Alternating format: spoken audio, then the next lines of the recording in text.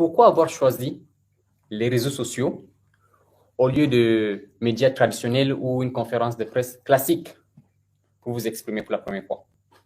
Très bien, avant de répondre à votre question, permettez-moi d'abord d'exprimer gratitude, appréciation à tous ces internautes qui ont accepté d'être démobilisés et de me prêter leur attention ce soir à l'occasion de ce moment que je considère un moment très important, un moment fatidique.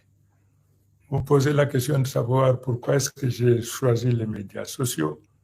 La raison en est simple, c'est en raison de sa nature universelle. Les réseaux sociaux ne connaissent pas de censure. Les réseaux sociaux ne connaissent pas de limitation, d'entrave des autorités, quelle que soit leur nature. Les réseaux sociaux me donnent ce soir l'opportunité de m'adresser au peuple camerounais, où qu'il se trouve, dès lors qu'ils sont connectés sur votre chaîne. J'ai le plaisir et l'honneur de m'adresser à vous. C'est vraiment le caractère universel, transversal, sans limite, sans barrière, moment de vérité de cet instrument. C'est pour ça que je l'ai choisi. Alors, tout le monde se pose la même question, les internautes en ligne, les commentaires, dans la section de commentaires, la question qui revient le plus, pourquoi avoir démissionné et annoncé votre candidature à la présidence de la République maintenant? Très bien, votre question est vraiment pertinente. Pourquoi est-ce que j'ai posé ma démission? Il n'échappe à personne aujourd'hui que le peuple camerounais, dans son immense majorité, éprouve des difficultés à faire joindre les deux bouts. Les Camerounais sont habités par la peur, l'angoisse, l'incertitude de l'avenir. Et cela s'est manifesté tout récemment avec d'abord 3 évêques fils du Septentrion, qui, à l'écoute de nos populations, ont exprimé également leur ras-le-bol et ont voulu le changement. Moi, en tant qu'homme politique, interpellé par cet appel d'angoisse, d'inquiétude du peuple camerounais du nord au sud, de l'est à l'ouest, ma responsabilité, ma mission, c'est naturellement de répondre présent à cet appel de détresse. L'appel au changement du peuple camerounais ne concerne pas seulement la classe politique. C'est d'abord la nation tout entière qui doit se mobiliser pour construire ce changement voulu par l'immense majorité du peuple camerounais. La classe politique intervient, en particulier les dirigeants de partis politiques interviennent, dès lors que la Constitution stipule que les partis politiques participent au concours du suffrage universel. C'est à ce titre donc participe à l'expression du suffrage universel. C'est à ce titre donc, en tant que dirigeant politique, je me suis senti interpellé et j'ai donc décidé de répondre présent à cette sollicitation de nos compatriotes du nord au sud, de l'est à l'ouest. Alors, je rappelle que nous sommes en live sur Facebook et sur TikTok. La section de commentaires est ouverte aux questions et les internautes ont l'opportunité d'interagir avec vous directement, avec puisque plaisir. Nous allons relever les questions ici et puis on va vous poser ces questions. Et je rappelle aussi que votre clip de campagne pour la candidature à la présidence est déjà disponible sur ma chaîne YouTube et sur la page Facebook Ben Oumar TV. Alors, des internautes certains disent que vous critiquez aujourd'hui le système que vous avez tant soutenu. Que leur répondiez-vous? Quelle réponse à ces internautes qui pensent que... Je voudrais que vous sachiez une chose. Je suis président d'un parti politique. Quand on est président d'un parti politique, on a des hommes et des femmes qui investissent leur espoir sur vous, qui investissent leur espoir sur vous, et dont vous avez la responsabilité de conduire vers un rivage qu'ensemble vous avez choisi.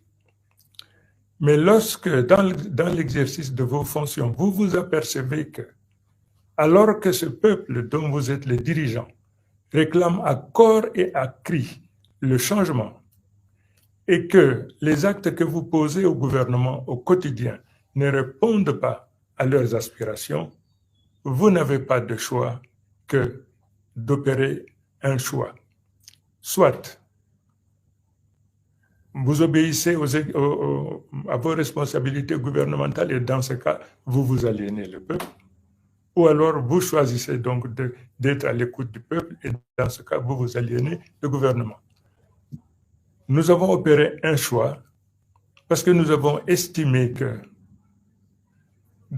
dans cet espace, à ce moment précis où nous devons opérer donc ce choix, nous avons compris donc notre responsabilité, c'est donc de choisir de rester avec le peuple.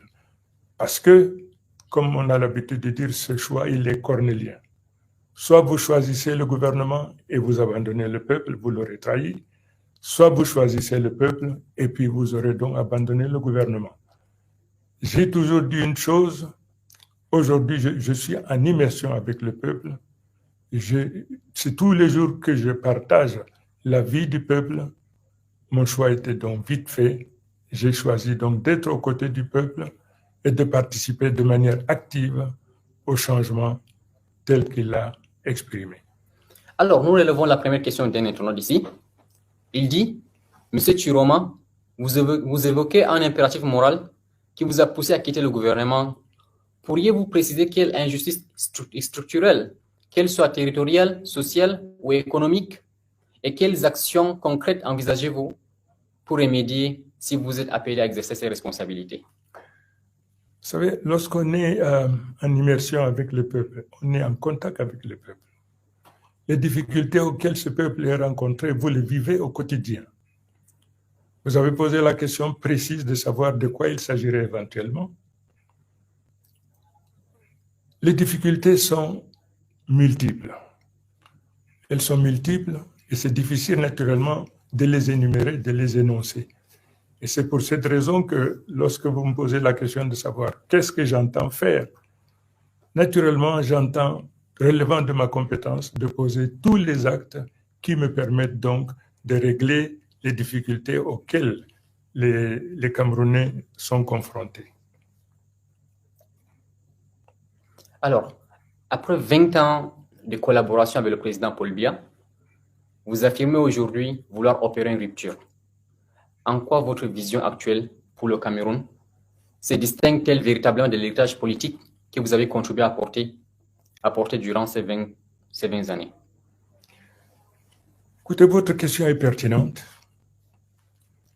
Lorsqu'on accepte d'être, alors que vous n'êtes pas du parti politique au pouvoir, lorsque vous acceptez de partager la responsabilité gouvernementale d'un autre parti politique, évidemment, il est question pour vous de mettre les objectifs poursuivis par votre parti politique et puis de vous aligner aux objectifs prescrits par le parti au pouvoir. Mais à partir du moment où vous vous rendez compte, vous vous apercevez que ce que vous êtes en train de faire n'est pas conforme avec les aspirations de vos militants, de vos sympathisants, vous n'avez pas de choix que de marquer un temps d'arrêt. Et puis, de rebrousser chemin pour aligner les actes que vous avez à poser aux attentes de vos militants et sympathisants. Alors, beaucoup de jeunes vous regardent et beaucoup de jeunes se posent la même question. Et beaucoup de jeunes vous regardent avec méfiance. Comment comptez-vous regagner leur confiance? Regagner la confiance des jeunes, c'est d'abord leur montrer que je suis en immersion avec les jeunes. Les jeunes aujourd'hui sont confrontés à une difficulté énorme, la difficulté du chômage. Beaucoup de jeunes aujourd'hui sont détenteurs de parchemins universitaires, malheureusement, qui ne leur ouvrent pas les portes de l'emploi. Cela simplement parce qu'ils n'ont pas de métier. Ils n'ont pas de métier parce qu'ils ne sont pas formés. Notre responsabilité consiste donc à privilégier la formation professionnelle par rapport à l'enseignement général. L'enseignement général a déjà donné tout ce qu'il peut donner, mais il se trouve que par centaines de milliers, nous avons des jeunes aujourd'hui qui ne travaillent pas et qui n'aspirent qu'à travailler. Alors, nous avons réussi aujourd'hui à apporter le mérite de la formation professionnelle, à inviter les uns et les autres à s'inscrire massivement dans les centres de formation professionnelle afin d'acquérir les métiers qui leur ouvriront les portes de l'emploi.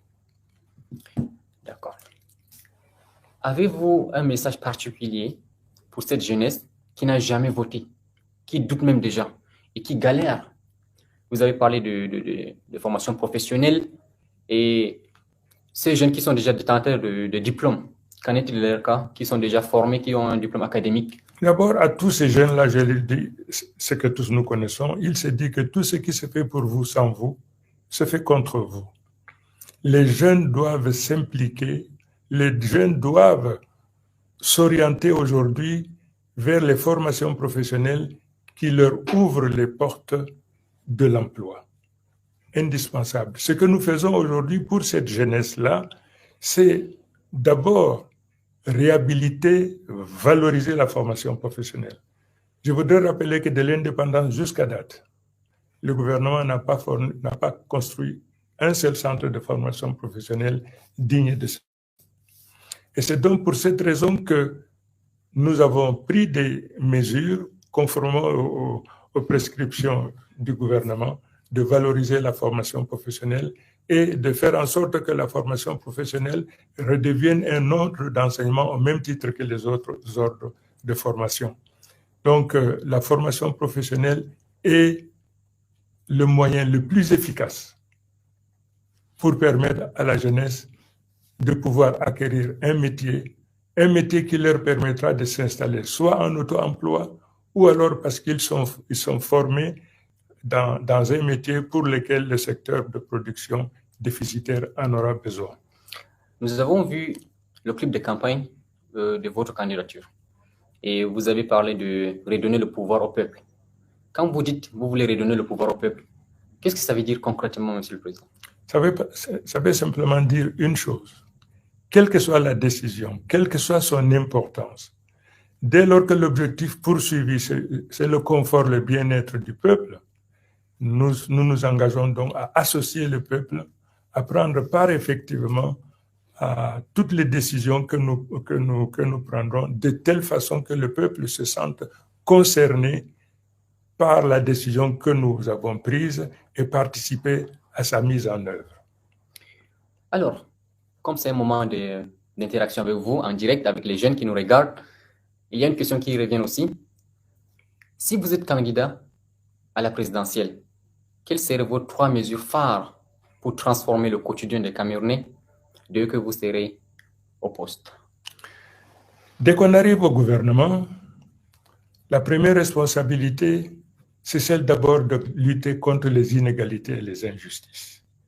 Il y a beaucoup de Camerounais qui sont frustrés, marginalisés, ostracisés. Aujourd'hui, beaucoup de Camerounais n'arrivent pas à passer de concours parce que malheureusement aujourd'hui dans notre pays, il n'y a pas de concours qui n'a pas d'exigence en matière de corruption.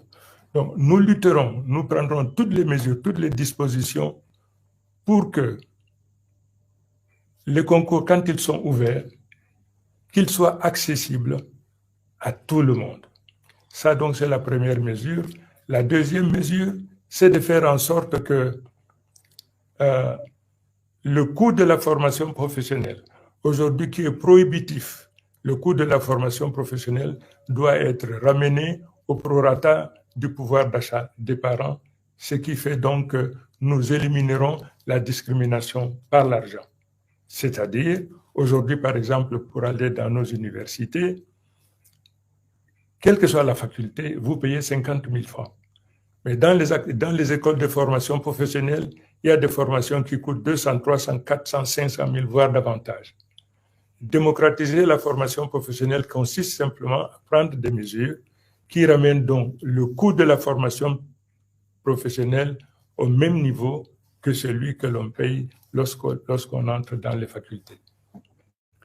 Alors, pourquoi croire en vous, pas à un autre opposant? Concrète, pourquoi? Je ne suis, écoutez,